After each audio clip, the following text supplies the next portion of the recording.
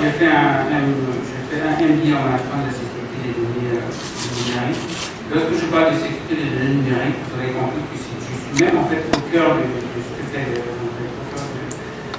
l'informatique. La spécificité de cette formation, c'est que j'ai été formé par les grands experts en fait, qu'on peut trouver sur la place de Paris. J'ai été formé bien sûr au sein de l'Institut Léonard de Vinci, c'est une école de management qui est située à la Défense. Comme je vous avais dit tout au début, moi j'ai fait des études, bien sûr j'ai fait des études de mathématiques, j'ai fait de l'informatique aussi. Et par la suite, en fait, pour faire mon MBA, j'ai fait du droit.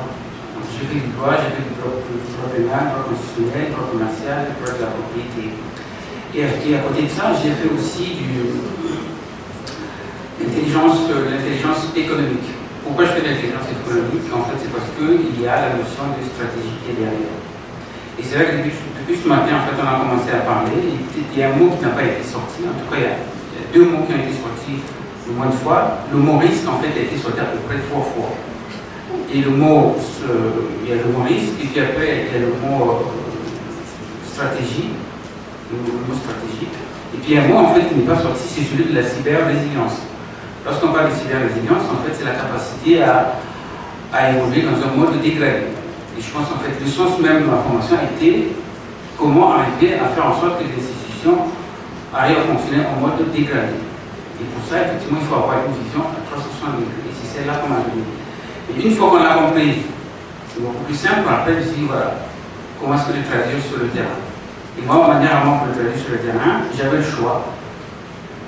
Ou je reste en Europe, voilà, j'aurais pu avoir un très bon salaire, ou je me dis, voilà, je viens d'Afrique, j'ai la double culture, je pense en fait c'est aussi une nécessité, en tout cas une devoir pour moi de revenir en Afrique, et voir comment former les experts.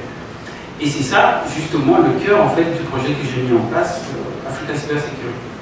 Je ne veux pas faire la publicité autour de cela, ça on aura l'occasion d'échanger, mais l'idée étant, compte tenu de tout ce qui a été dit depuis ce matin, de mettre en place un réseau qui permette à chaque institution africaine de disposer en son sein des gens qui ont à peu près la même expérience que moi, en tout cas des gens à qui on va amener au même niveau d'expérience que le mien, qui fassent que ces personnalités puissent animer le cadre de confiance nécessaire à l'exercice des activités des institutions. On devient en fait un expert en acquérant beaucoup d'expérience, en graviant beaucoup de chelons et en évitant beaucoup de problèmes.